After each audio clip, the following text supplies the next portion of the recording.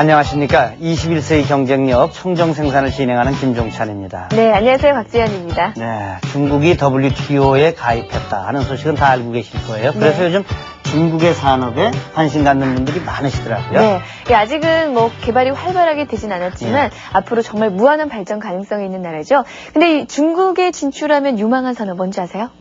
이것도 참 어려운 점을 지금 처했는데 아무래도 인건비가 싸니까 제조업 아닙니까? 많은 분들이 그렇게 생각을 하시는데요. 네. 그렇다면 제가 질문을 드리지 않았겠죠. 네, 이래서 대답 안 하려고 그랬어요. 저희 프로그램이 환경 프로그램이잖아요. 예, 그렇습니다. 환경 산업이 유망하다 그래요. 그렇겠네요. 이 한창 개발 중인 나라는요, 오염물질도 많고 또 이 오염물질을 함부로 버리는 데서 많이 유리한다 그래요. 그래요. 네. 우리도 경험 많이 했지 않습니까? 네. 그러니까 중국도 아마 우리가 밟아온 그 전철을 밟고 있을 거다. 저는 이렇게 생각을 하는데 그런 네. 점에서 보자면 우리가 가서 기술도 전수해주고 또 그러면서 환경을 깨끗이 해주면서 네. 외화도 볼 수 있지 않을까 이런 생각이 듭니다. 네, 그 중에서도 청정 생산 분야로 진출하면 더욱 좋겠죠. 왜 아니겠어요? 네, 그런 네. 의미에서 오늘 21세기 경쟁력 청정 생산 시작해 보겠습니다. 예, 근데 오늘 청정 생산은요, 이제 12월을 맞이해서, 여러분도 그럴 거예요. 네. 올 한 해 어떻게 살았나 좀 정리해보자. 네. 이런 생각 드실 텐데, 이 청정 생산과 관련해서 좀 정리를 해보는 시간 갖겠습니다. 네, 그래서 오늘부터 저희 프로그램에서 그동안 다뤘던 내용들을 쭉 정리해 보려고 하는데 정말 많은 내용을 다뤘더라고요. 그러면요. 국내 청정 생산 기술 개발의 현황, 또 실천의 현황도 다뤘고, 해외 사례도 다 다뤘잖아요. 네, 거기다가 또 각종 그 세미나들도 보여드렸었고요. 그렇습니다.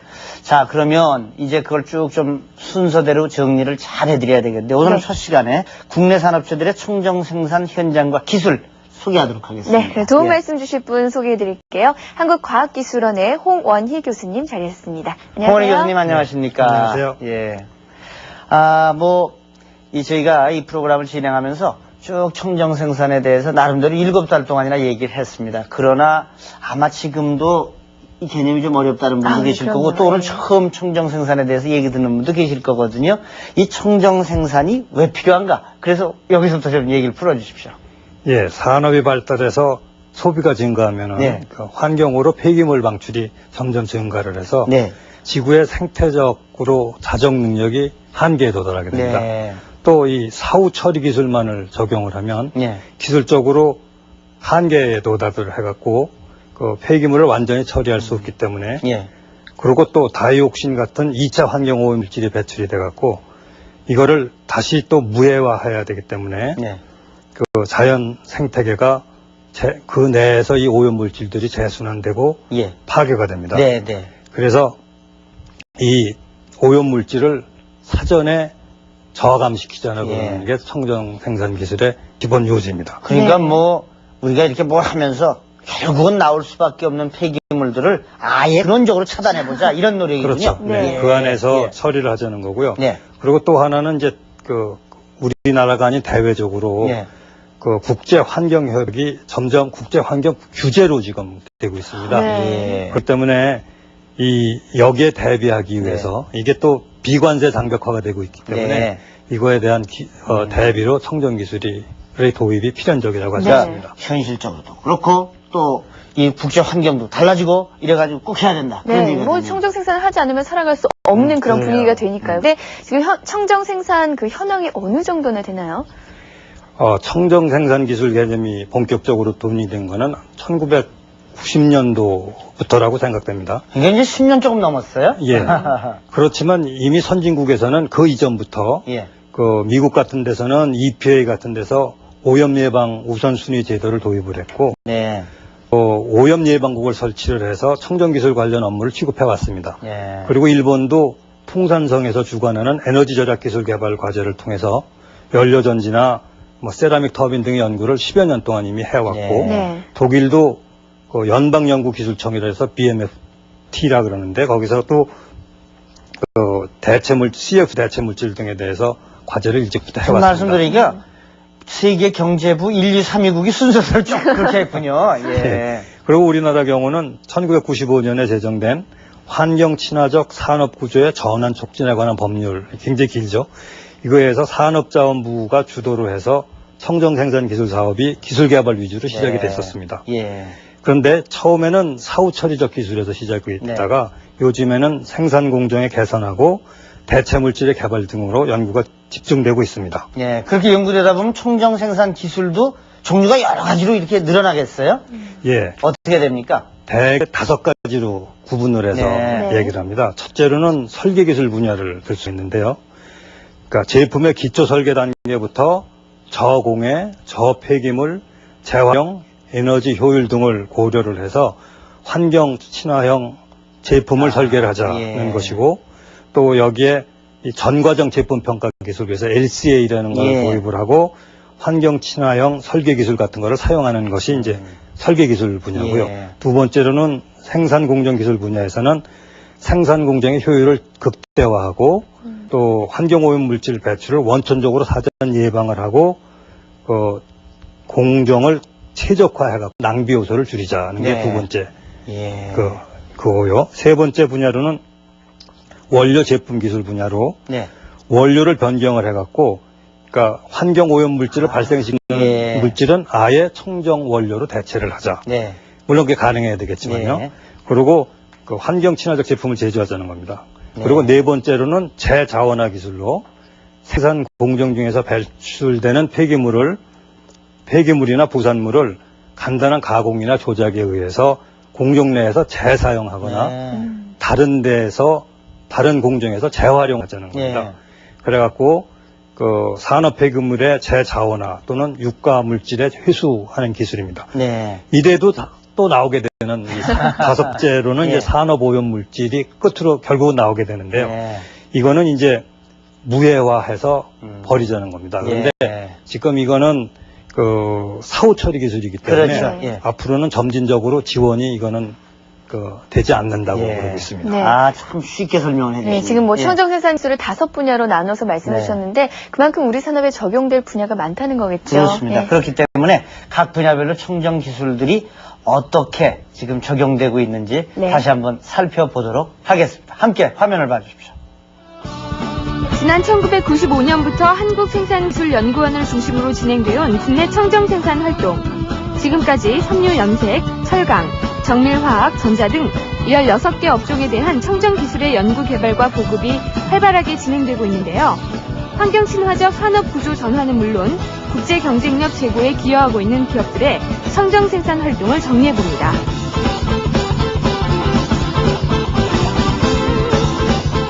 60, 70년대 우리 경제 성장의 원동력이었던 석유화학. 하지만 환경에 대한 중요성이 점점 부각되면서 이제는 대표적인 굴뚝 산업이며 환경 유해 업종으로 인식되고 있습니다.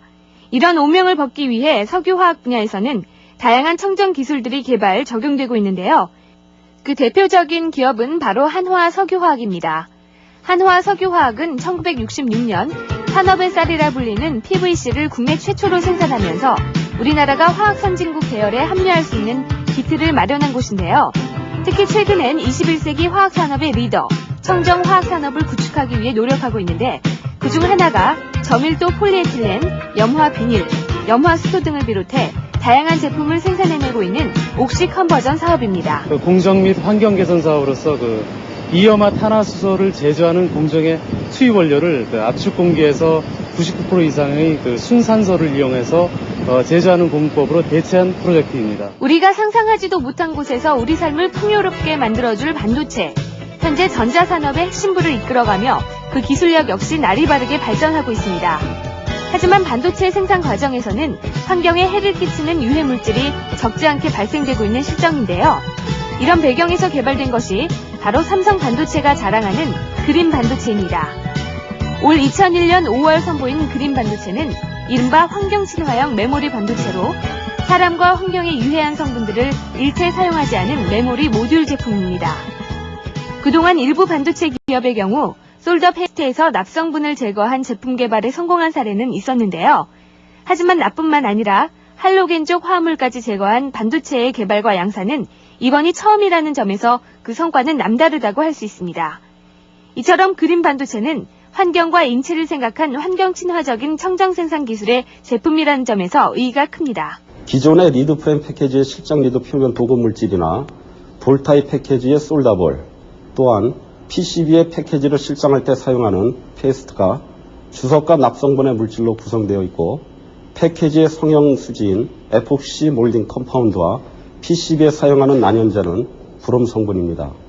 납이나 브롬 등 유해 물질을 사용한 제품이 폐기될 때 제대로 회수가 안 되면 토양을 오염시키고 결국은 사람에게 돌아오기 때문에 근본적인 원인을 제거하기 위해 납 대신 비스무스나 카파, 실버로 조성 물질을 대체했고 브롬 대신 새로운 물질을 대체했습니다.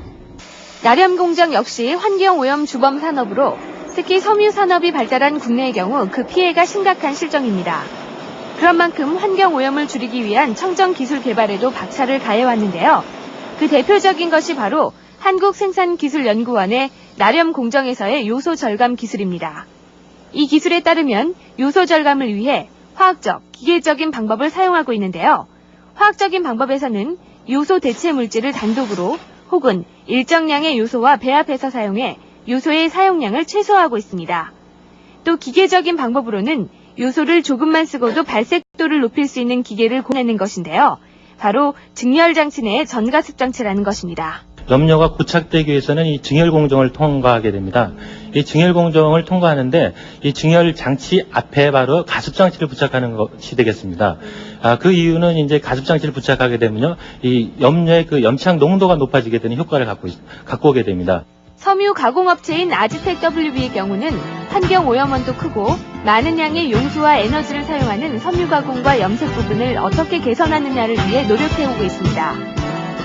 특히 수질 오염 물질 배출을 줄이기 위해 기존 섬유 원단에 사용됐던 염색 염료를 교체했는데요. 그동안 블랙 염색 시 사용되었던 크롬 염료 대신 울반응성 염료 사용 기술을 개발한 것입니다.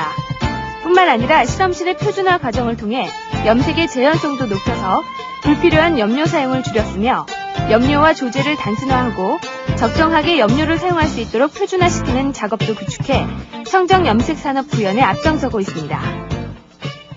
우리 강산 푸르게의 푸르게라는 캠페인을 통해 이미 우리와도 친숙해 있는 기업인 유한킴벌리.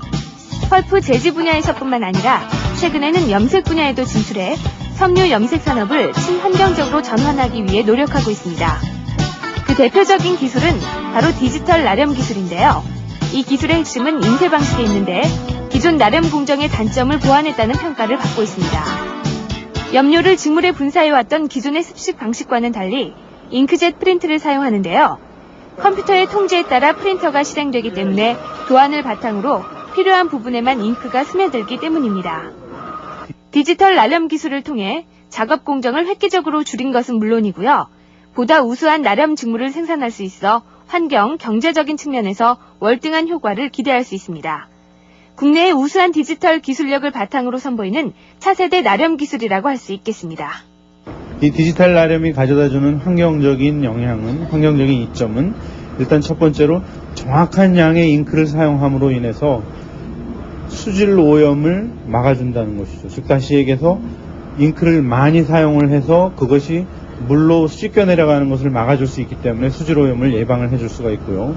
두 번째는 작업 공간적인 것입니다. 즉 다시 말씀드려서 재래식 나렴 공장들이 얼마나 열악하고 더럽고 한 그걸 우리가 알 수 있듯이 현재 이 상태로 이런 잉크젯 프린터가 들어서 있고 컴퓨터가 있고 이런 작업 공간을 생각해 보시면 얼마나 많은 비교가 되는지 알 수가 있죠. 패션 산업에서 나렴 공정 못지않게 오염물을 배출하고 있는 피혁 분야. 피혁 가공 공정에서 많은 양의 폐수와 고형 폐기물 등을 배출하기 때문인데요. 이를 해결하기 위한 청정 생산 기술로는 한국신발 피혁연구소의 CO2 가스를 이용한 탈회 공정이 대표적입니다.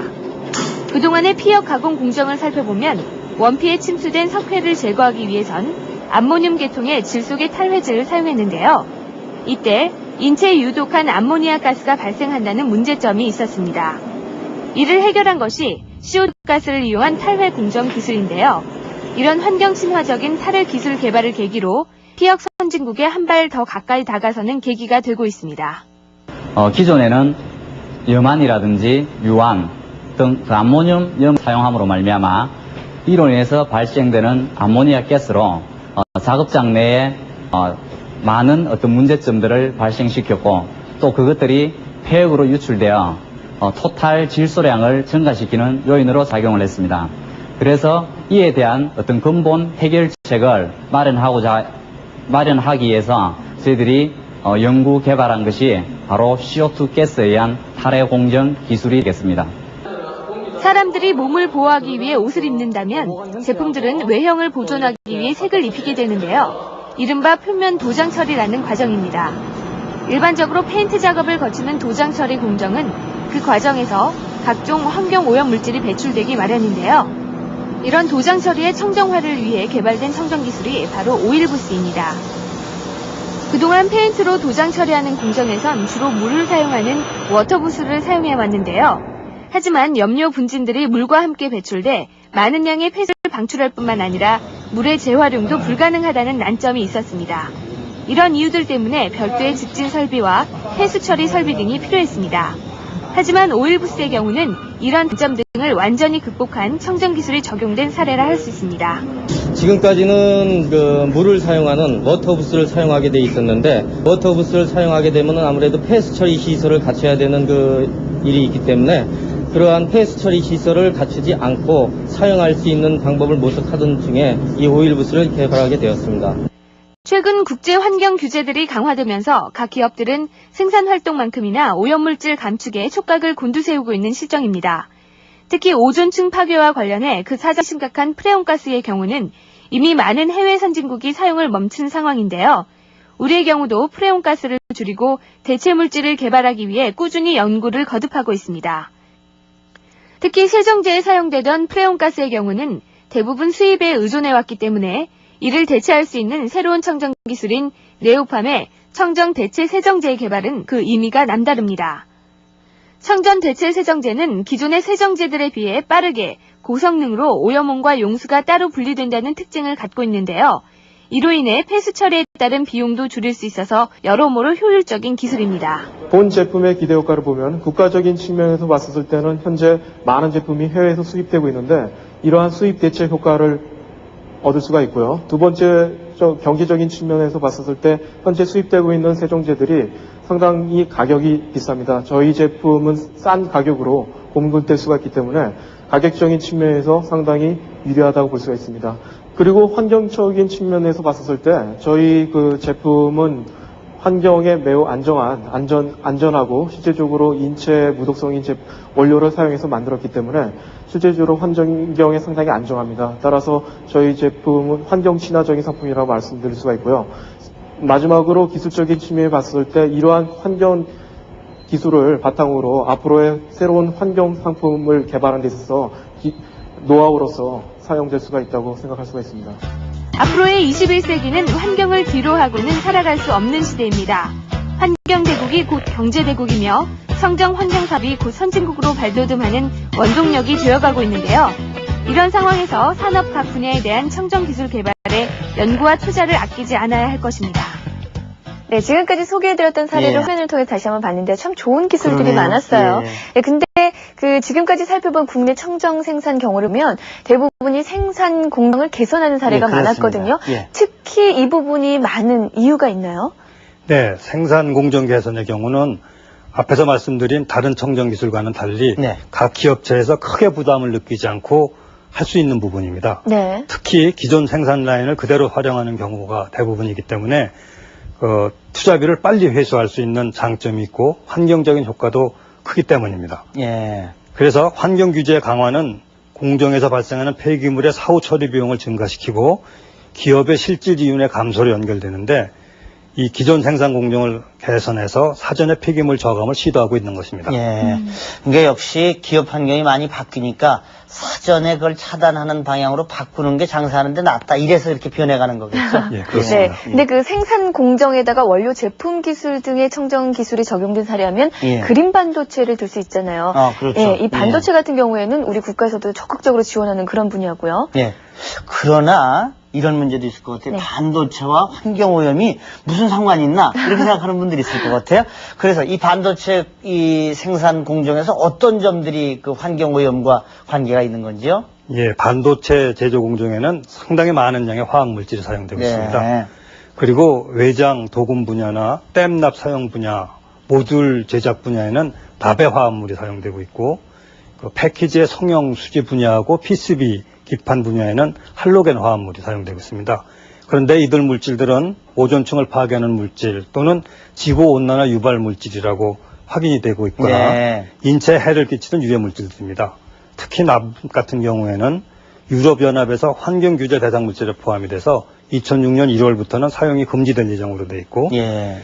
이 전자산업에서 사용되는 납이 그 전자제품이 폐기될 때 주변의 토양을 오염을 시킬 수 있고 또 내리는 산성비에 의해서 식수 쪽으로 유입되어 갑니다. 그러면 인간이 직접 이 식수를 마실 수도 있고 동식물을 통해서 인간에게 전달될 수가 있습니다. 예. 납은 이미 인간의 그 지능을 약화시키고 여성의 임신에 영향을 미치는 아주 나쁜 환경 문제를 이야기한다는 걸 알려져 있죠. 네. 그리고 할로겐적 화합물에 포함된 염소는 아까도 말씀드린 것처럼 다이옥신과 같은 그 인체에 유해한 물질을 다량으로 만들기 때문에 그렇고 그 VOC와 PFC를 비롯한 유해 물질들도 대기를 통해서 인간의 건강에 아주 나쁜 영향을 미치고 있습니다. 네. 현대 사회에서 이 반도체가 하는 역할이 큰 만큼 또 그렇죠. 환경에 미치는 악영향, 악영향도 무척 크네요. 이 반도체 산업이 발전할수록 네. 예를 들면 이와 비례해서 반도체 생산 과정에서 일어날 수 있는 오염을 줄이는 것, 그리고 아예 근원적으로 없애는 것, 이런 노력이 같이 나가야 되겠네요. 그렇지 않으면 아주 위험한 일이네요. 예. 자, 그리고 사실은 오존층 파괴 문제도 심각하지 않습니까? 그래서 CFC, 이른바 프레온가스 규제라든가, 네. 뭐 이런 게 아주 활발하고, 이건 앞으로 뭐 무역하는 데 있어서 결정적인 역할을 하게 될 것 같은데, 이 프레온가스라는 건 어느 산업 분야에서 많이 이렇게 등장하는 것입니까? 예, 프레온가스는 우리 일상생활에서는 냉방기나 냉장고의 냉매 또는 그 헤어스프레이 등에서 사용되어 왔고 네. 산업용으로는 전자제품이나 자동차 부속 같은 정밀기계의 세정액으로 사용됐습니다. 그럼 이제 대체할 수 있는 기술이 나와야 될 텐데 그런 것들 많이 있습니까? 예, 그 화면에서 보셨듯이 예. 청정세정제가 개발돼서 프레온가스를 대체를 하고 있고 예. 또 자동차 부품으로 많이 사용되는 우레탄 제조 산업에서는 CFC 대신에 물하고 N펜탄의 혼합물이 네. 사용돼서 우레탄을 발포시키고 있습니다. 그래서 오존층을 보호하는 데 일조를 하고 있고 네. 또 기존 공정보다 성형 시간이 단축된답니다. 그래서 예. 일석이조의 그 효과를 얻고 있습니다. 네. 이 프레온가스가 우리 생활에 많이 쓰이는 만큼 예. 이 물체를 대체할 수 있는 그런 청정 기술이 하루빨리 더 많이 그렇습니다. 개발이 돼야겠죠. 사실 이 청정 생산 기술 중에서는 재자원화 기술도 단단히 한 몫을 하지 않습니까? 네. 아까 홍 박사님도 말씀하셨는데 바로 그 부분과 관련한 내용들을 한 자리에 모았습니다. 함께 봐주십시오. 현재 인류는 유해물질로 인한 환경오염에 촉각을 곤두세우고 있긴 하지만 이에 못지않게 점차 소멸돼가는 자원 고갈 문제도 심각한 상황인데요. 한때 경제가 좋지 않았을 무렵 아나다바 운동이 활발했던 것처럼 이제 환경에도 폐기물을 다시 이용해 자원으로 환원하는 재활용 기술 분야가 활성화되고 있습니다.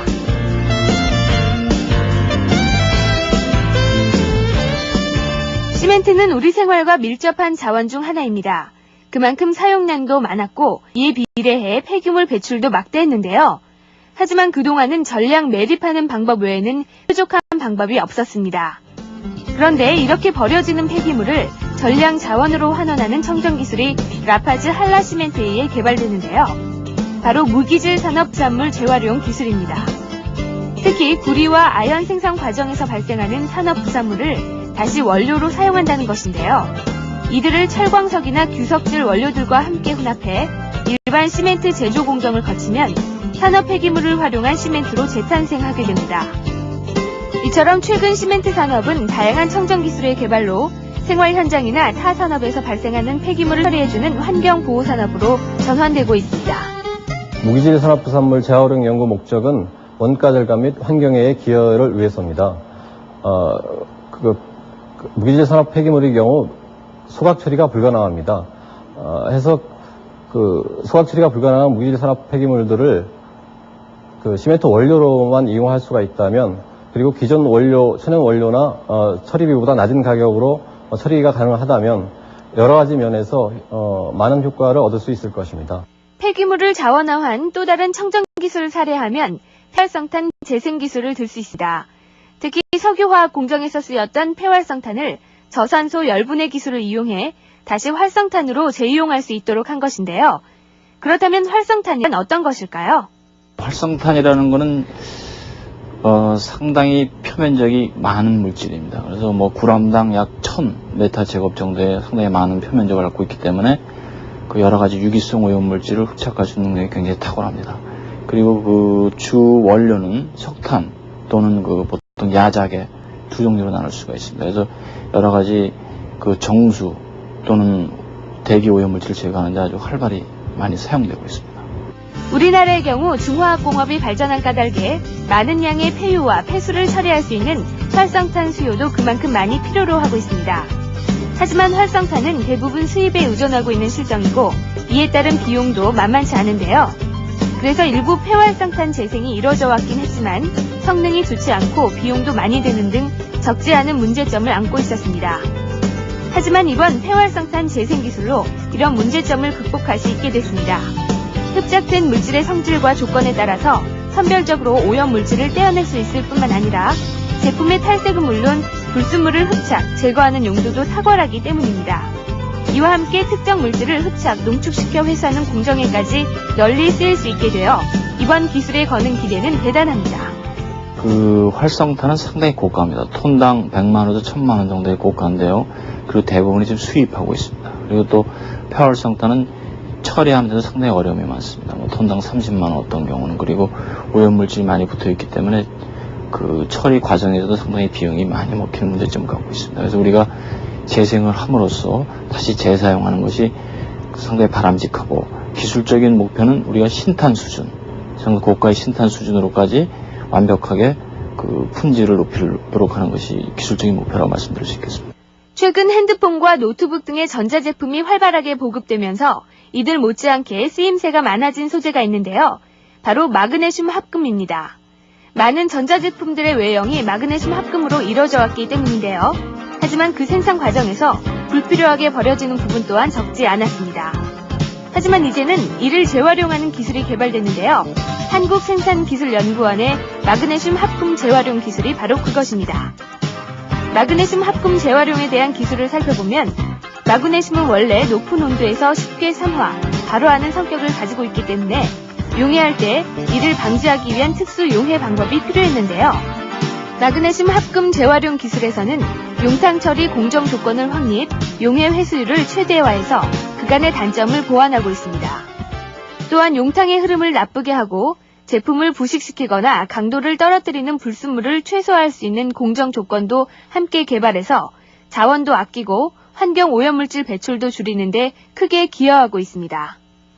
지금 현재는 뭐 일부 업체에서 그런 마그네슘 스크랩을 재활용하고 있는데 대부분의 업체에서 이렇게 지금 재활용을 못하고 있습니다. 그래서 이제 앞으로 그 국내에 있는 그 대부분의 업체에서 나오는 그 스크랩을 전량 재활용할 수 있도록 그러한 그 계획을 뭐 추진을 하고요. 또한 그러한 스크랩뿐만 아니라 이제 그 우리가 사용하고 있는 핸드폰, 노트북, 컴퓨터 케이스, 그 다음에 여러 가지 이제 자동차에 적용하고 있는 그런 그 마그네슘 부품들이 이제 앞으로는 폐기중돼서 많이 나올 텐데 그러한 것들도 이제 앞으로는 모두 다 재활용해서 뭐 자원을 재활용할 수 있도록 그렇게 하고요. 또한 아울러서 이제 그 외국에서의 발생되는 그런 스크랩까지도 저희 이제 국내에서 모두 재활용 처리해서 그런 수출 증대에 어떤 기여할 수 있는 그러한 일들도 계획하고 있습니다. 스테인레스와 같은 색으로 변색이 잘 되지 않는 특징을 가진 크롬 도금. 이 자원 역시 전량 수입에 의존하고 있는 실정입니다. 그런데 그중 많은 양이 폐액과 폐수로 배출되고 있는데요. 이로 인해 크롬산이 적지 않게 낭비되고 있으며 폐기물 처리에 따른 비용 부담도 만만치 않은 상황입니다. 바로 이런 문제점을 해결한 기술이 있는데요. 크롬계 도금 폐수의 회수 재이용 기술입니다. 크롬계 폐수 처리의 톤당 처리 비용은 처리 방법하고 폐수 농도 그리고 폐수 발생량에 따라서 차이가 있습니다. 대략적인 가격이 8,000원에서 한 12,000원 정도를 평균으로 보고 있는데 저희 회사에서 개발한 청정 기술에 따르면 한 약 톤당 6,000원 정도가 소요되며 부가적으로 기업 내 폐수 처리장이 필요 없게 되고 그리고 국가적 환경 부담 해소 및 자원 재활용 등의 기대 효과가 가능합니다. 이런 크롬계 도금 폐수 리사이클 시스템 덕분에 크롬 도금 공정과 크로메이트 처리 공정, 그리고 크롬 화합물 등을 처리하는 기업에선 크롬계 처리를 위한 폐수 처리장이 필요 없게 됐습니다. 뿐만 아니라 국내 최초의 무방류 시스템이라는 점에서도 그 의의가 크다고 할 수 있습니다. 재자원화 기술은 청정기술 중에서도 가장 쉽게 접근해 볼 수 있는 분야 중 하나입니다. 자원 절약과 함께 폐기물 감소라는 두 마리 토끼를 한꺼번에 잡을 수 있는 이 기술에 앞으로 많은 기업들이 관심을 갖기를 기대해 봅니다. 네, 이 재자원화 기술이 예. 적용된 분야도 참 많은데요. 그렇습니다. 그 의의라고 하면 어떤 점을 둘 수 있을까요? 예, 앞서 말씀드렸듯이 재자원화 기술이란 생산 공정 중 배출되는 부산물을 간단한 가공이나 조작에 의해서 공정 내에 재사용하거나 네. 새로운 공정에 적용을 해서 유용 물질을 회수하고 다른 분야에 재활용한다는 것입니다. 이건 정말 참 좋은 기술이에요. 예. 그래서 우선 이게 환경 오염 물질을 저감한다는 데서 그 의의를 찾을 수도 있고, 또 우리 같은 경우에는 그 재자원화를 하는 경우에 환경 처리 비용도 줄여고 자원이 부족하거나 아예 없어서 수입하는 경우가 많은데 자원 절약이라는 측면에서도 우리 실정에 아주 네. 필요한 기술이라고 하겠습니다. 네. 예. 우리처럼 자원 없는 나라에서는 더없이 좋은 기술이죠. 뭐. 아유, 그럼요. 예. 자, 지금까지 국내 청정 생산 현장 기술들을 살펴봤는데 끝으로 해외와 비교를 해볼 때 국내 청정 이 단위 기술들이 어느 정도나 되는 건지요. 예. 예, 일부 대기업에서 진행되고 있는 청정 단위 기술들은 무역 규제나 환경 규제 규정을 맞추기 위해서 꾸준히 개발되어 가고 있고, 네. 중소기업에서도 단위 공정을 도입을 해서 하고 있지만 청정 생산 기술은 아직도 미국, 독일, 일본 등의 선진국과 비교하면 시작 단계라고 할 수 있습니다. 그렇지만 산업자원부와 생산기술연구원을 통해서 청정 생산 기술 이전 확산 사업을 포함한 청정 생산 기술 개발 사업이라는 그 다양한 프로그램이 지속적으로 진행되고 네. 있기 때문에 있고, 또 기업들도 사업 처리 기술의 한계를 청정 생산 기술로 대체해서 극복하려는 노력을 하고 있어서 이렇게 정부 차원의 지원하고 산학계 연구 개발에 의해서 여러 분야의 산업에서 청정 생산 기술이 잘 보급될 것이라고 생각합니다. 네. 홍 박사님, 그러니까 우리가 말이죠. 대개 무슨 G7, G8 그러는데 거기서 살짝 비껴서서 무슨 G10, 11 하면 어떻게 낄 가망성이 있는 거 아닙니까? 그런데 이 청정 생산 기술도 그렇게 한 11위, 12위 요 정도에 지금 쫓아가고 있는 건가요? 그거보다는 저희 노력은 그거보다 좀 앞섰다고 예. 얘기를 하고 싶습니다만 아. 정확한 수치는 제가 말씀드려요. 아하, 네. 예. 그러니까 조금만 노력하면 우리가 선진국 대회를 쓸 수 있겠네요, 이거. 아유, 그럼요. 예. 뭐 아까 말씀하셨을 때 아직은 뭐 시작 단계다 이렇게 예. 말씀하셨지만 앞으로 얼마든지 발전할 수 있어요. 그럼요. 네, 기대를 예. 해볼 만하죠. 예, 아유, 오늘 참 정리가 잘 됐죠? 네. 예. 한국과학기술원의 홍원희 교수님, 대단히 고맙습니다. 네, 감사합니다. 감사합니다.